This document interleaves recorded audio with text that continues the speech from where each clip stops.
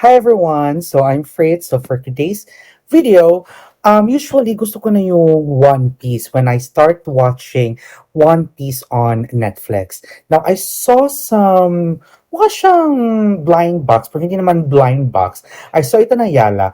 Collectible siya ng mga One Piece. So it's actually mukha siyang vending machine, ganun. So I saw, ito yung, ewan ko ba, ito yung nabigay sa akin na balot eh. So I bought some token and have these four pieces of to. One, two, three, tsaka four. So with one piece, I hope na makuha ko si Luffy, either si Luffy or masaya na ako dun, or si Rorozoro. I hope I get it correctly. So let's start unboxing and check it kung ano meron dito. So let's have the first circle. So ito, ayan.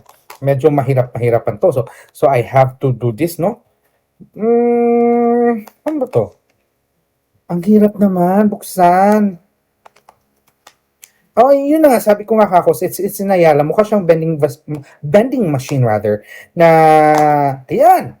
Okay, and alright, sino nga to? I think this is isa to sa mga crew niya. So for those who know this one, please do comment below. Pero ay, meron pa silang ganito. Oh, eto, yan. So I have this already. Ito.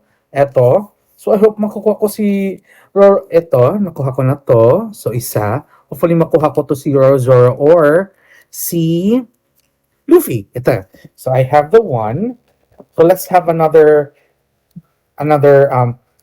circle or ito. Ayan. And it's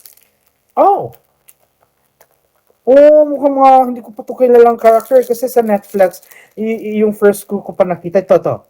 For those who know about him, please comment down below naman. So this is ito. Itong my fire. Ito.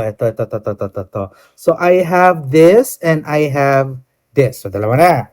Ay, sana walang duplicate. Pero kung may duplicate, siguro, sige na lang. I'll give it, if may duplicate ako, rather, baka for those who are watching right now, baka ibibigay ko na lang sa inyo, diba?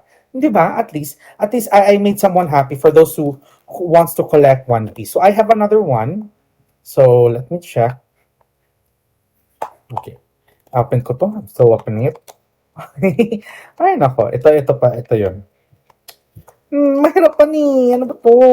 Ayan. Okay. Hindi siya